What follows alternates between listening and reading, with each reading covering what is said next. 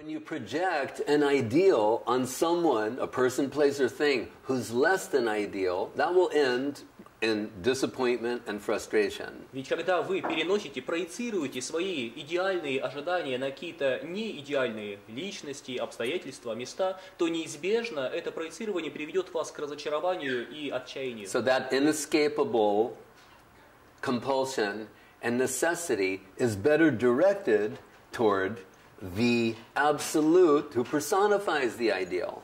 Поэтому эта внутренняя потребность, это внутренний поиск гораздо лучше направить на абсолют, который олицетворяет собою этот идеал в полной степени. And that's the basis of Krishna conception. И именно в этом находится основание Кришна The Krishna концепции. conception is saying that the ultimate reality is beauty, charm, love, and sweetness personified. Кришна концепция говорит, что высшая реальность – это сама любовь, красота, очарование и нежность собственной персоной. And as the absolute, the ideal that you're searching for is capable of reciprocating every atom of your soul's hankering. И будучи абсолютом, этот высший идеал способен идеальным образом ответить на каждую частицу, каждый атом потребностей вашей души. That's our ad for Krishna conception. Такова наша реклама Кришна концепции. So someone can say, well, that's very interesting, I want to try that.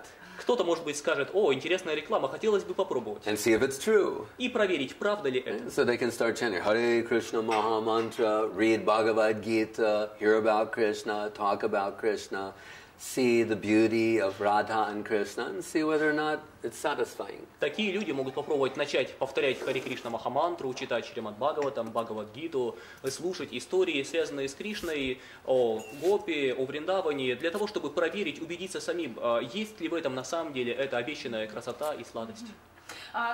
Вот человек, который еще ничего не знает, да, об этой философии, об этом, я, например, да, не увлекаюсь, ничего не читала особо, да, мне немножко сложно сейчас, да, переварить все, что вы сказали, и хочется какого-то вот на уровне потребителя какого-то такого совета. То есть получается, что вся проблема наша в неопределенности в том, что мы немножко не такие задачи перед собой ставим, мы пытаемся найти не то, что нужно.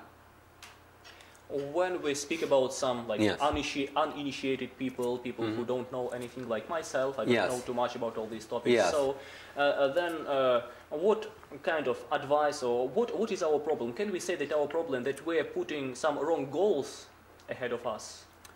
Well, it's that we're not identifying properly what will provide fulfillment. Проблема в том, что мы не понимаем до конца, что именно принесет полноту в нашу жизнь. Like a child. Подобно маленькому ребенку. Right? A child has an idea about what will make them happy. У каждого ребенка есть представление о том, что ему принесет счастье. Right? Unlimited candy. Например, бесконечная конфета. Or just anarchy, freedom of movement. Или просто свобода передвижения. Right? They think, I know what is in my interest. Они думают, ну я-то знаю, что принесет мне счастье. But a loving, affectionate mother, guardian, etc. tries to gently shift them in another direction that's really in their interest. Но их любящая мама или воспитатель этого ребенка со всей любовью и заботой постепенно стараются сдвинуть, переключить внимание этого ребенка на что-то иное, более важное для него. That's why we need a loving, affectionate guardian, otherwise known as guru. Именно поэтому мы нуждаемся в подобном любящем опекуне, который будет заботиться о нас, и он известен как гуру. Who can see within our childish tendencies our latent spiritual potential. Который сможет увидеть, есть ли в наших детских устремлениях, детских представлениях скрытый потенциал. And guide us towards realization of the self. И сможет привести нас к полной самореализации. Такой вопрос. Вот вы согласны с таким мнением, да, что предназначение человека, любого, неважно на каком континенте земного шара он проживает, все-таки быть счастливым? Do you agree with the idea that the goal or the purpose of being of any human being on any continent is to be happy? Yes. Да, согласен. I agree. Согласен. But that means the search in Sanskrit is called anandam. На санскрите этот поиск называется поиском анандам. Not only happiness, but by happiness, what do we mean? Love, affection, and even to the extreme, ecstasy. Не просто счастье, но мы говорим о поиске любви, нежности и, говоря в максимальном смысле, экстаза. А как получается, что если все-таки предназначение человека быть счастливым или находиться в поиске этого счастья, как бы у нас есть войны, ядерное оружие, кризисы финансовые и прочее, вот это от чего происходит? Казалось бы, если мы все созданы для того, чтобы искать счастье и быть счастливыми, мы начинаем запутываться, может быть, в поисках, и это приводит ко всем этим последствиям. Then how could it happen that if we are destined to be happy, then what is the reason of all those wars and conflicts, etc.? How could we become confused in our search? Because we're trying to achieve happiness with conceiving of ourselves as the absolute center. Проблема в том, что мы пытаемся достичь счастья, считая, что мы сами находимся в центре. And this is humanism.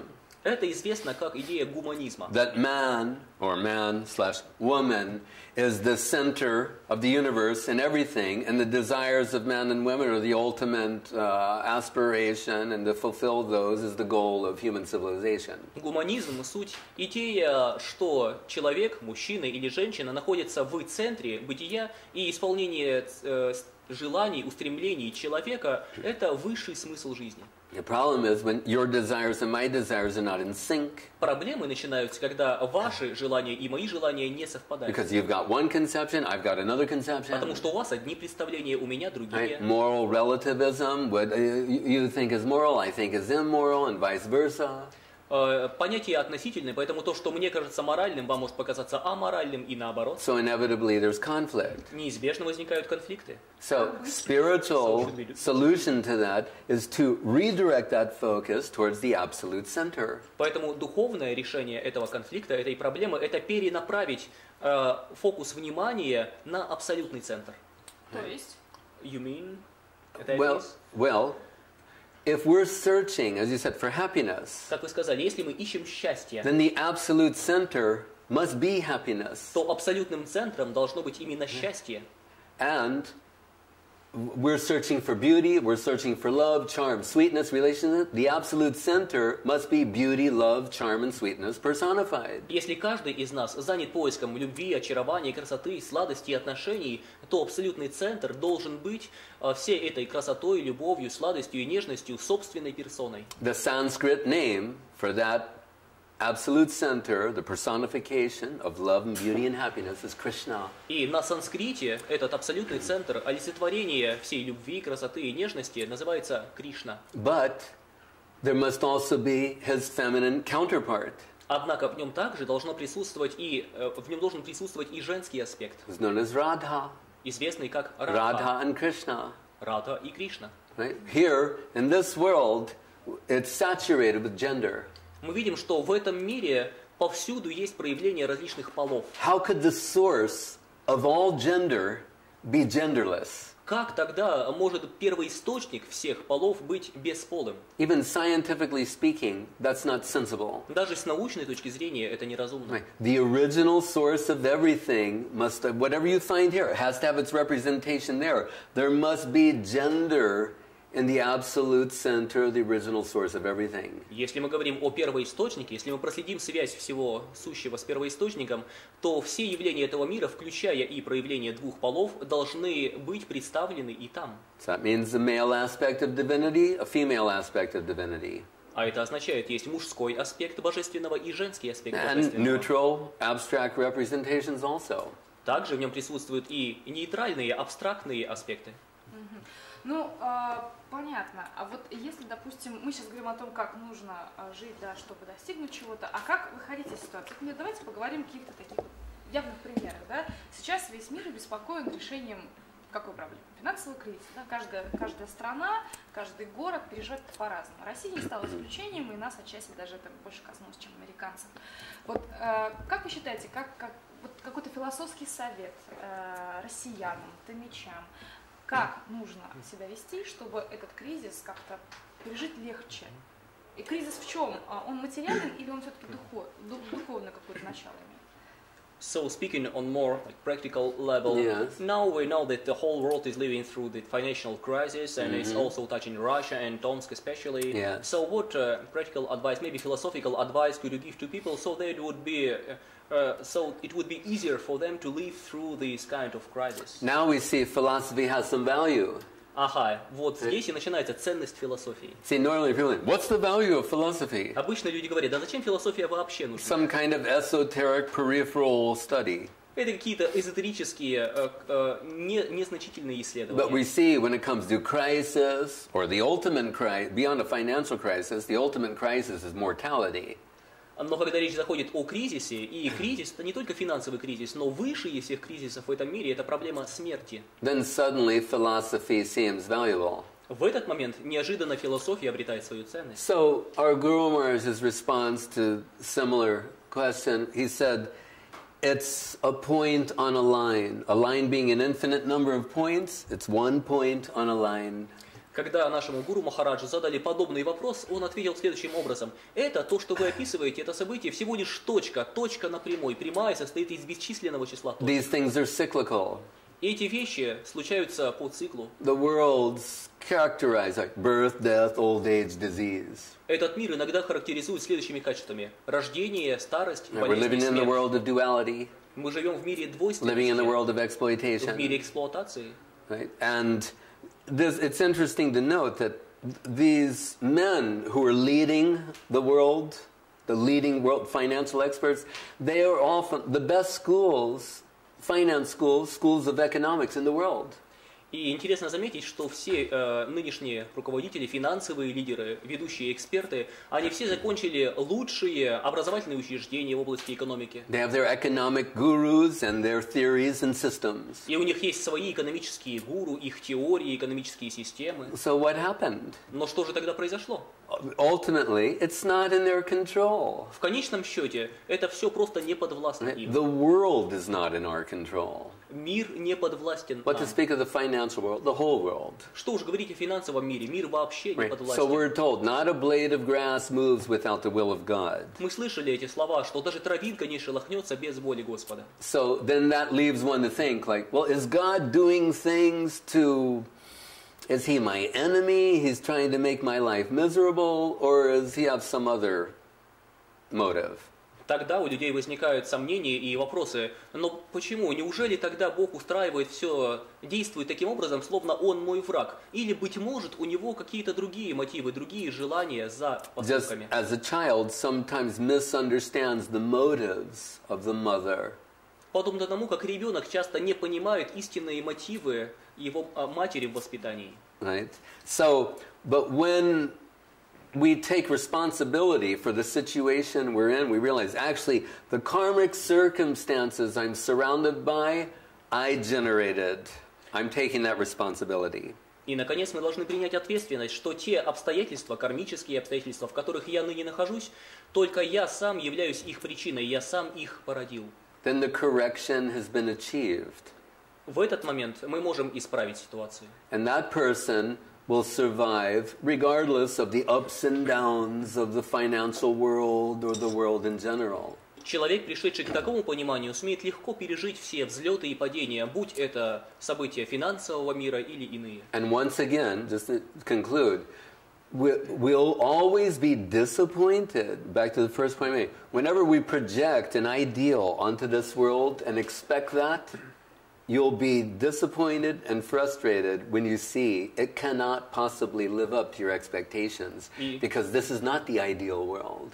И еще раз повторимся, что всякий раз, когда вы переносите свои идеальные ожидания на этот неидеальный, несовершенный мир или на каких-то людей в этом мире, то, несомненно, каждый раз вы будете сталкиваться с разочарованием, потому что этот мир не в состоянии отвечать вашим ожиданиям от идеала. So the one thing you can do is adjust your way of seeing all of this.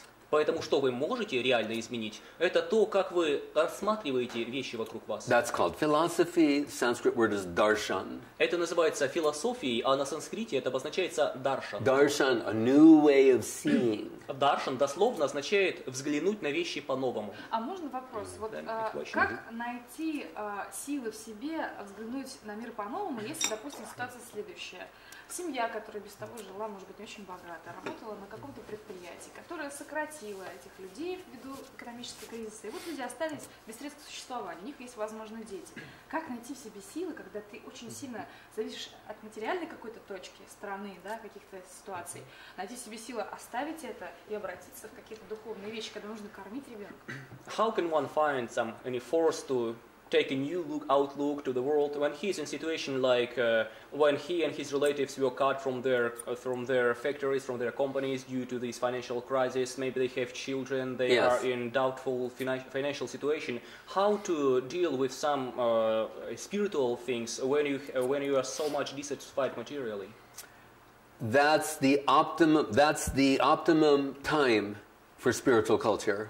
Именно такое положение, такой момент является оптимальным для начала духовных поисков. Because in the presence of affluence, what's the need for spiritual culture? Потому что когда человек вполне успешен материально, то не испытывает нужды в духовном. Then one becomes so outer directed, they have no interest in internal culture. В этом случае все интересы человека направлены только вовне, и он теряет интерес к духовному. But at a time of great adversity or adverse circumstances, then we have no other option but to look inward. Но во времена кризисов, во времена неблагоприятных обстоятельств, у нас не остается иного выбора, кроме как начать искать ответы внутри себя. You know, recently Alexander Solzhenitsyn passed away. Не так давно умер Александр Солженицын. Right? And he wrote that book, A Day in the Life of Ivan Denisovich, Он and известен. Gulag Arkhip, so many other things. Он известен своими произведениями, такими как «Один день из жизни Ивана Денисовича», «ГУЛАГ Архипелага» и многими другими. So, where did he produce this?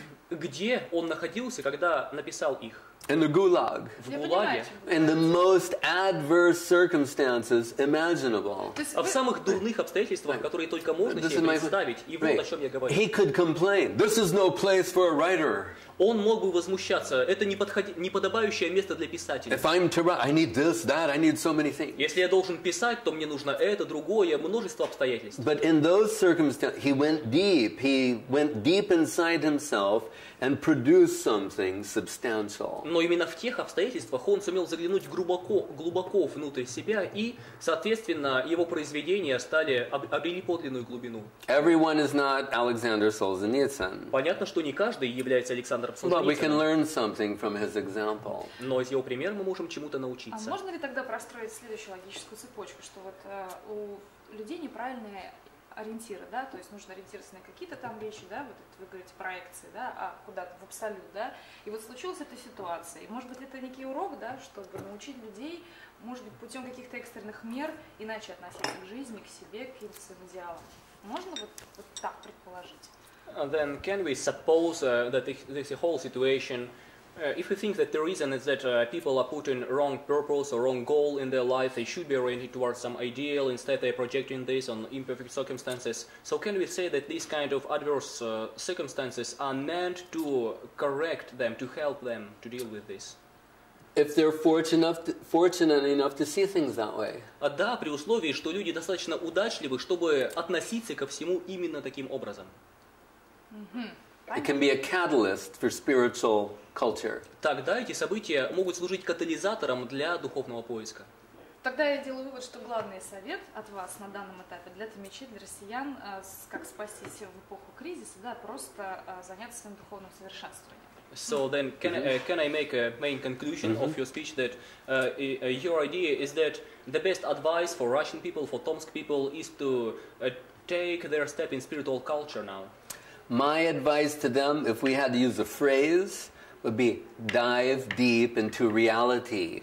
Если попытаться выразить одной фразой мой совет, то мой совет таков: постарайтесь глубоко окунуться в реальность. And reality is located in the subjective world. А реальность — это нечто в субъективном мире. Right? Love cannot be proved. Любовь невозможно доказать. Beauty cannot be proved. Красоту невозможно доказать. Right? a girl from Siberia just won the Miss World contest. Только недавно одна девушка родом из Сибири стала мисс мира. No one can prove that she's the most beautiful woman in the world. Но никто не может доказать, что она самая красивая девушка в мире. Yet the judges, they perceived something in her and honored her with that position. Но все же судьи сумели что-то увидеть в ней и наградили ее этим положением. So because the subjective aspect of things cannot be proven by conventional means, doesn't mean that it's not real, true, or substantial. Итак, даже то, что субъективная сторона вещей не может быть доказана или воспринята объективным образом, это не делает ее менее настоящей или менее существенной. And like all life, human life is temporary. Как и любая жизнь, человеческая жизнь временна. So what are we to get from life in this brief period that we have to live, see, observe, enrich ourselves? What are we to get during that time? Тогда что же мы должны вынести из этой жизни, что же мы должны вынести из этого периода, когда у нас есть возможность видеть, наблюдать, мыслить, действовать? Что мы должны вынести? That's of lasting value. Что-то, что останется навсегда. Right, that continues beyond temporal life in existence. Что-то, что сохранит свою ценность даже за пределами этой временной жизни. Spiritual culture addresses that. И духовная культура дает свой ответ именно на And эту the потребность. most refined aspect of spiritual culture is personified in the Krishna conception of divinity. И наиболее утонченный аспект духовной жизни олицетворен в Кришна концепции божественного. Ну, мне понятно, я предлагаю закончить тему финансовых кризисов, проблем, таких вот серьезных вопросов. Нам бы хотелось немножко подробнее узнать о вас. We'd like to get some more details about you. Мы как бы не так много информации, да, успели найти, к сожалению, но узнали о том, что вы достаточно длительное время прожили в Индии. Вот как получилось так в вашей жизни, что вы решили вот познакомиться с такой религией, с такими философскими воззрениями, с этой страной? Вот что вас подтолкнуло на то, чтобы так изменить свою жизнь? We couldn't find some substantial details of your life, unfortunately, but we know that for some extensive periods of life you have been living in India. So what like forced you or what pushed you in that direction, like to move to India and to pursue these kind of spiritual ideals that you are pursuing? Well, my position, I was a rock and roll musician. Изначально мое положение было положением музыканта-фаната рок-н-ролла. Not a philosopher or religious person by any stretch of the imagination. И ни в коем случае меня нельзя было назвать философом или религиозным мыслителем. Maybe a philosopher, a philosophical rock and roll musician. Ну, быть может, философом, да, скажем так, философским рок-н-ролльщиком. But definitely not religious. Но уж точно не религиозным.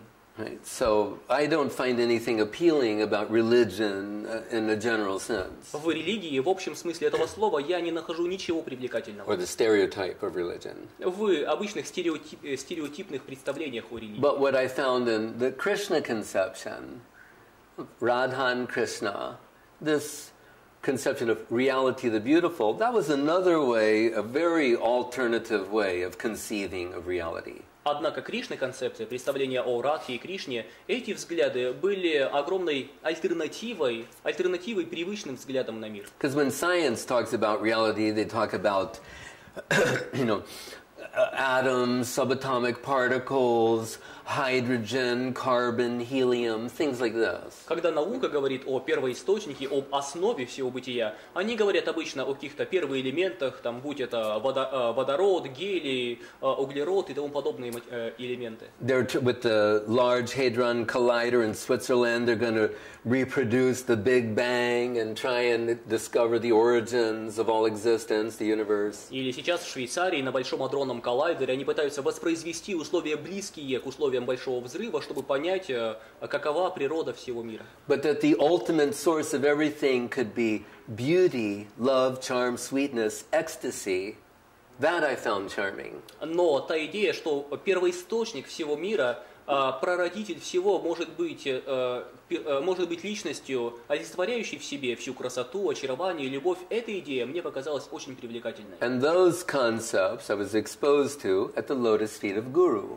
И об этих идеях мне довелось услышать, находясь у лотосных стоп гуру. There's revealed truth descending in the form of scriptures. Существует истина откровения, которая является в этом мире в форме писаний. And then the spiritual research scholars who are revealed truth personified, the saints. И бывают также великие святые, которые являют собой эту духовную истину, явленную как личности в этом мире.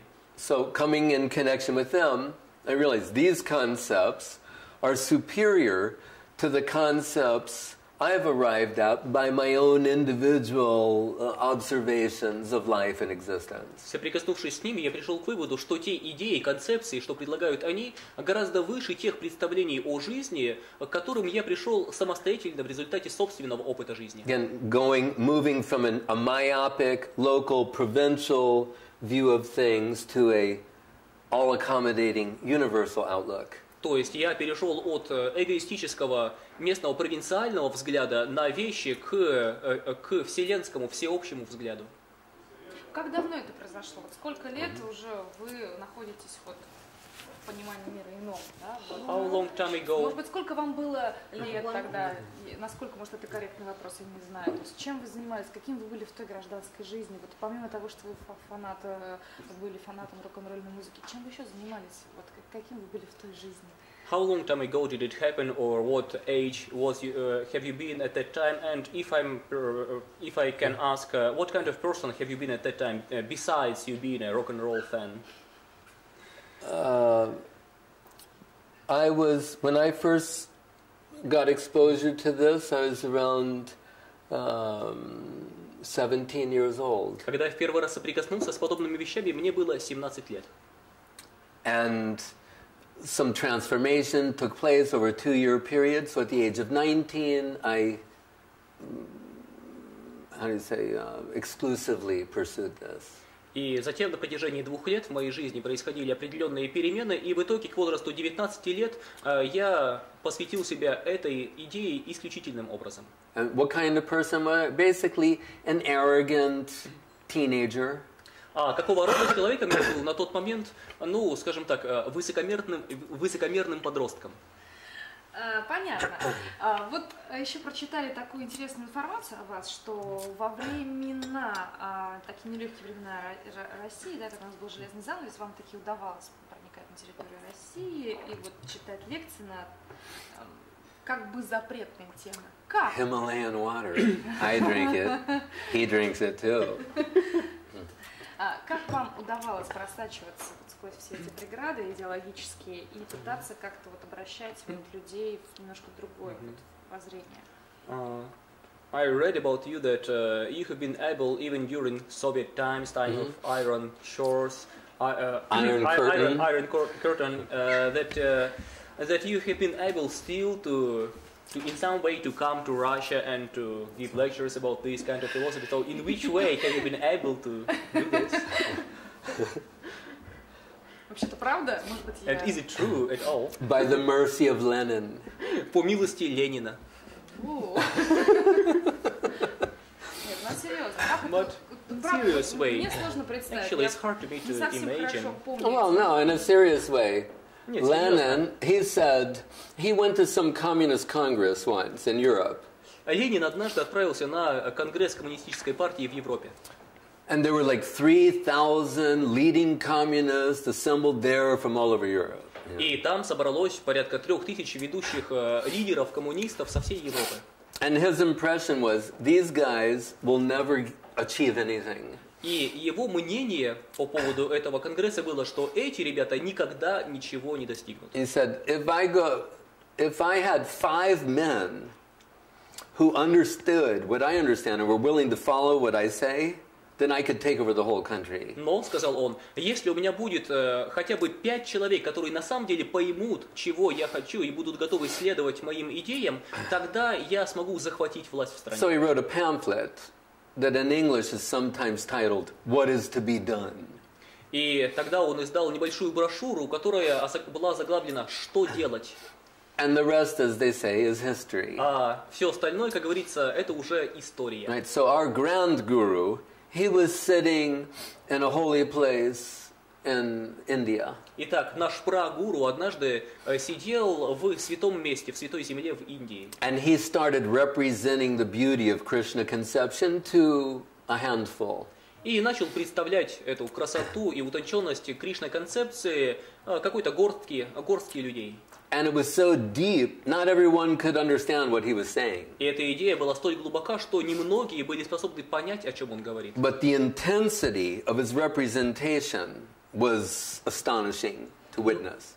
Но сама сила, с которой он говорил об этом, была просто поразительна. He was something pounding on the table, very inspired. Иногда он начинал стучать по столу, испытывая огромное вдохновение. Blood flushing to his face. Кровь приливала к его лицу. And our guru said, when that would happen, his face looked like a pink lotus flower. Наш гуру иногда говорит, что в таких случаях его лицо казалось подобным цветку розового лотоса. Not anger, but beauty flushing his face, blush. Когда на его лице проявлялась не краска гнева, но напротив, этот розовый цвет красоты. And gradually they started perceiving the beauty, the depth, the dignity of his conception. Постепенно окружающие научились ценить красоту, возвышенность, глубину его концепции.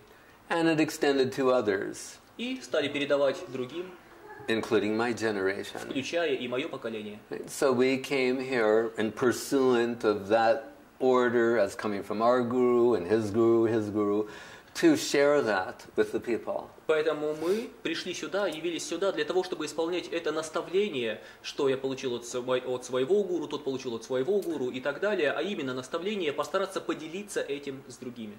And you could say at that time, maybe they examined, they thought, they were suspicious, thinking, maybe this is a front, really they have some hidden political agenda, and this whole Krishna, it's a front for, И в те времена понятно, что соответствующие органы испытывали некую подозрительность в отношении нас. Они могли думать, что, а может быть, это все всего лишь фасад, а на самом деле у них есть скрытые политические цели, а все эти разговоры о Кришне это всего лишь красивая вывеска. But in time they realized, actually, they have no political interest or aspirations. Но на самом деле они поняли, что у этих людей на самом деле нет никаких политических стремлений или интересов. They're really just charmed by the beauty of the conception of Radha and Krishna and want to share that with others. Они на самом деле просто полностью очарованы красотой и изяществом концепции о Радхе и Кришне и стремятся поделиться этим с окружающими.